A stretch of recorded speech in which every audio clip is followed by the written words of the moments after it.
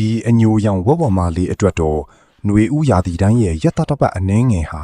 အချစ်ရှာပုံတော်ဖွင့်ဖို့ဒါမှမဟုတ်မိတ်လိုက်ဖို့အရေးကြီးဆုံးအချိန်ပါပဲဒါပေမဲ့အခုထီတော့ဘယ်ဝက်ဝံအထီးတစ်ကောင်မှပေါ်မလာသေးပါဘူးအကယ်၍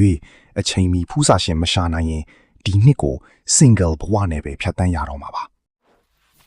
ဒီလိုတောနက်ကြီးထဲမှာကိုနဲ့တင့်တော်တဲ့သူကိုအမှတ်မထင်စုံတွေးဖို့ဆိုတာတကယ်မလွယ်လှပါဘူး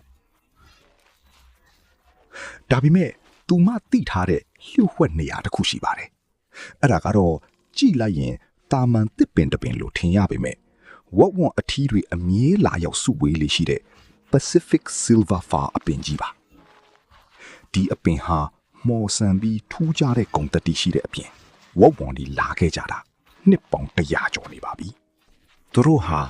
ကြောပြင်ရင်ဘတ်နဲ့ခြေထောက်တွေကိုတစ်ပင်နဲ့ပုတ်တိုက်ပြီးကိုယ့်ရဲ့အသက်ကျမ်းမာရေးနဲ့ဘဝအခြေအနေတွေကို social media မှာဘာယူရေးတင်တယ်လို့မျိုးအနံ့တွေနဲ့ခြံထားခဲ့ကြတာပါ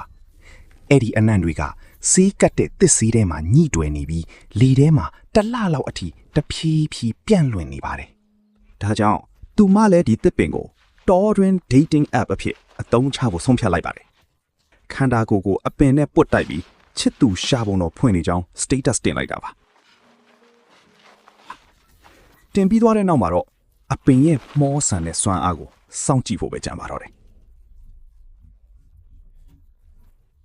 မကြခင်မှာပဲဝက်ဝံအထီးတကောင်အနံ့ရသွားပြီး